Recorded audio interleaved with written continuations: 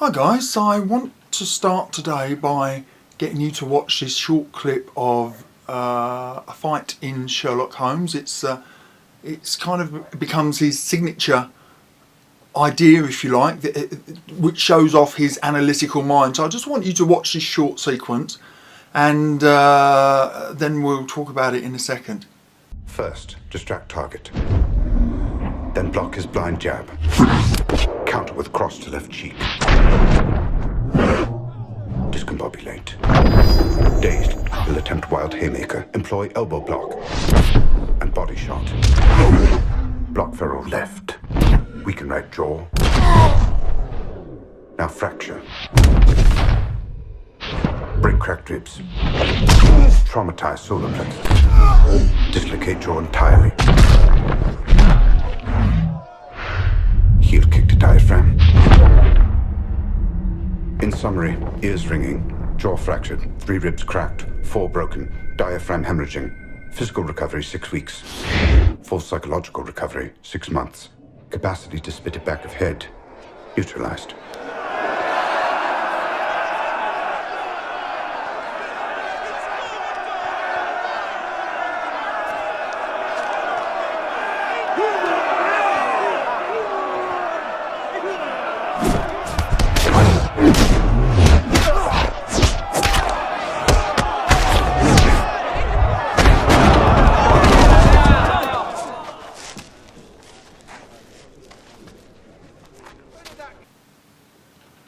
Okay, so having seen that sequence, how realistic do you feel it is that he could analyse a fight in that way? How many moves into the fight do you believe that he could realistically predict? We'll come back to that in a minute. So the whole point of today's video is to talk about the difference between Bunkai, Oyo, Henka, and I guess LARPing, which is live action roleplay, and pure fantasy. So Bunkai, which translates as analysis, is the way that you analyse the moves in a kata to see how they work, what their self-defence application is going to be. Then I've heard different explanations for Oyo, which kind of crosses over with Henka. So Oyo that I have understood to mean the real-world application of Bunkai, and then Henka is but following the embusen or the footwork pattern of the kata, and then Henka is the exploration of the greater principles and the variations of a kata move. So I can't think of anything offhand.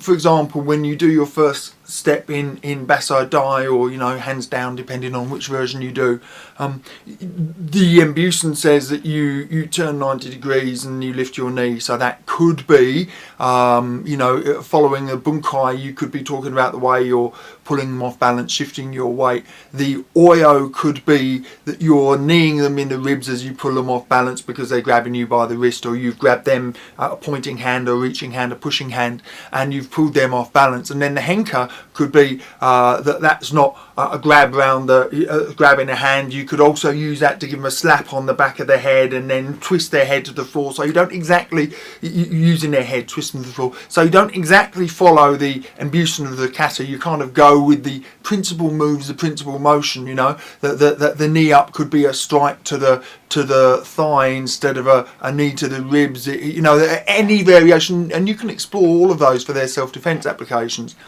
And then finally there's LARPing, as I said, which is live action roleplay, is an acronym. And LARPing needn't necessarily apply to kata at all, but it's really where you have a 2-person simulation of a fight, I guess you would say, where one person maybe throws a haymaker, you block the haymaker and strike them back, and then you increase intensity until you feel as if that's as real as you can get within the safe confines of the dojo. And each side has to play their role. So they throw the haymaker, you do your block and strike back, and they have to respond. Let's say, for example, that you hit them in the groin, they have to respond appropriately to how they would be hit in the groin. So there's only a few possible reactions. There's that they do nothing. There's that they reach and grab their groin, they bend over, they move backwards. You know, they're not a huge number of parameters for how one might react to a strike to the groin, or they may try and grab the hand that struck them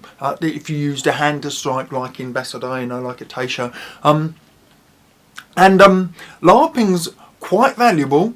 Well, I would say tremendously valuable in some senses, because it gets you used to the flow of the fight. So now to go back to the Sherlock Holmes clip, obviously he has this live action role play in his head where he's predicting what's going to happen in the fight. He predicts from the very first move, okay, if I blind the guy, then his reaction to being blinded, because he's a professional fighter, is going to be to throw out a jab, which is his easiest counter-attacking weapon. And I would say immediately that whole premise falls out there. Even though that's plausible, that whole premise depends upon the fact that he does the predictable thing.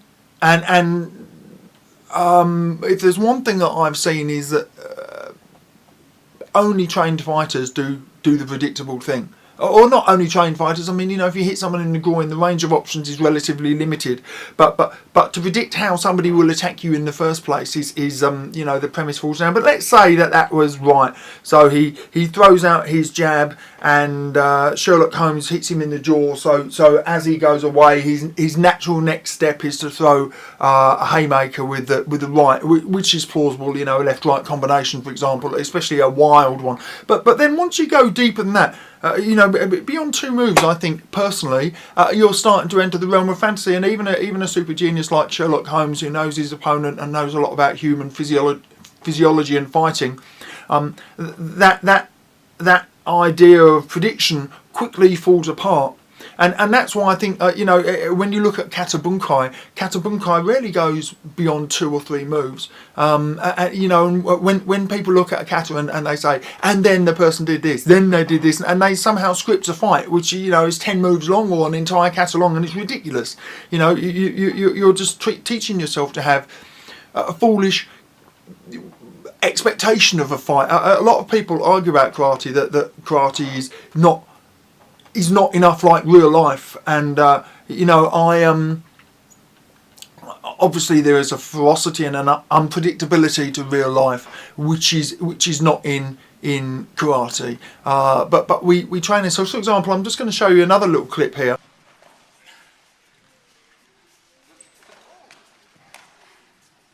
I was sparring with Kansho, and it was fairly easy going, and just to test me, he grabbed me by the wrist, and even though I've never done this in anger, I, as you can see, immediately reverted to my Bunkai from Tsunshin here, where you just peel off the wrist. Now I was quite pleased that was a natural response, because it kind of showed that the training I've done has sunk in. It's not just superficial, it's kind of part of me, and that's an example where the Kata Bunkai informed my real world self-defense.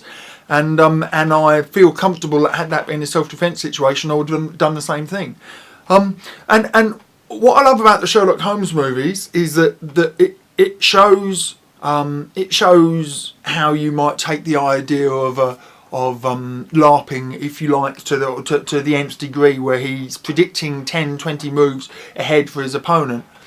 But then in Sherlock Holmes 2, he scripts a fight, and I'll just show you that clip now. Pillage the nest. Clip wings. Now, blunt his beak.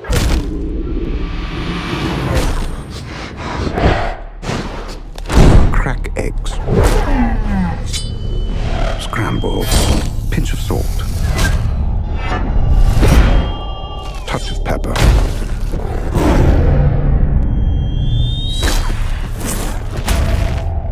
Flip the omelette.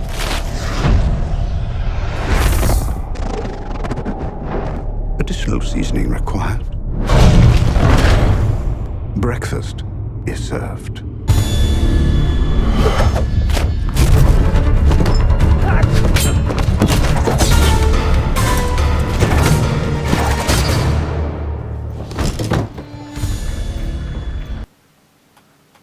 And you see there that what that shows you is that your conceptions can very, very easily be what was it Sherlock Holmes said in the first one, discombobulated by an unexpected element. In this case, the woman throws a knife at the man and it stabs him, and it kind of shuts Holmes's whole kind of prediction down. And then in the end, and a spoiler alert here if you haven't seen Sherlock Holmes 2, it's a fantastic movie, but I'm just going to show you a final clip. His advantage, my injury. My advantage, his rage. Incoming assault, feral, but experienced. Use his momentum to counter.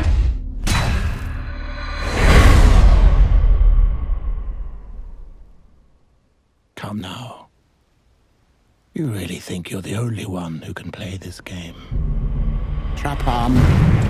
Target weakness. Follow with haymaker. Ah, there we find the boxing champion of Cambridge. Competent, but predictable. Now, allow me to reply. Arsenal running dry, adjust strategy.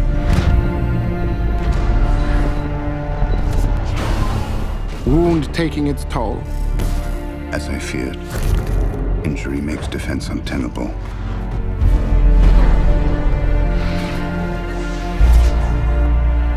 Prognosis increasingly negative.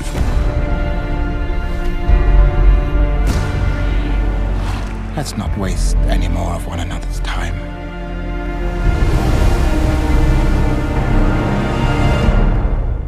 We both know how this ends.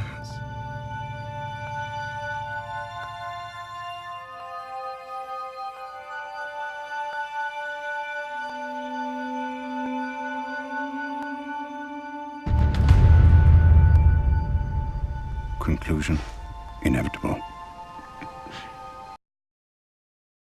In the final clip, he's fighting with Moriarty, and he's already injured, and it's the final fight of the entire movie. And again, he does his whole prediction thing where he predicts how a fight's going to go. But then Moriarty also is an equal genius to Sherlock Holmes, and he's predicting how Sherlock Holmes will predict, and he counter-predicts, and then the whole scene is that Sherlock Holmes predicts that he's going to lose, and it kind of shows, well, I predicted, but then what if they're smart and they can predict? What if they know about human nature in fighting and the way that fights unfold? It's all very well to know that a jab cross is normal, but then if you're with somebody who knows that you know that, then your whole theory goes out the window, because they might do a jab kick or a jab, or any number of different things that are going to mess with your expectations. And in some senses, the trained fighting is all about messing with the expectations of those who have a preconception about how a fight is going to unfold. So I see a lot of benefit to LARPing and Kata and Bunkai and Oyo and Henka and all of that stuff, but you must never kid yourself that is reality. Okay, there's certainly true that if somebody throws a technique at you, you can predict how you could block a technique. You can predict how that will leave them open. But as soon as you start making assumptions beyond action, reaction, then I think that you're into dangerous territory. Personally, perhaps you could say, okay, if I kick them in the groin, they bend forwards. That brings them my head. I can knee them in the head. Maybe they're going to fall backwards. But one thing that I've found is just that people can behave very unpredictably, and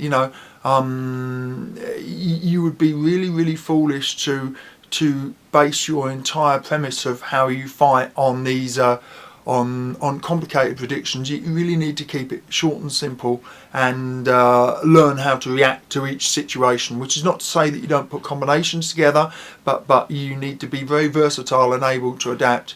And most of all, and this is aimed particularly at those senseis who seem to teach as if they're in a movie. They have this kind of fantasy view of violence, never having personally experienced it. And they have this script in his head which is exactly like a movie, and they don't realise that real violence is completely unlike a movie. I think I can't remember which author it was, Kane or Wilder, or one of them was talking about his experience of knife defences, and he said he trained knife defences, and then he's been attacked 5 or 6 times in his life with a knife, and none of them was like the training. They were all different to each other, and they were all different to what he'd been taught to expect. So, you know, the training is a good starting point, because it is better than nothing. But don't ever kid yourself that real life is going to unfold like a kata, because it's not. You take care, guys. Hey guys, thanks for watching. Hope you enjoyed the video. If you did, please take the time to rate and comment, and it would mean a lot to me if you would subscribe. Thank you.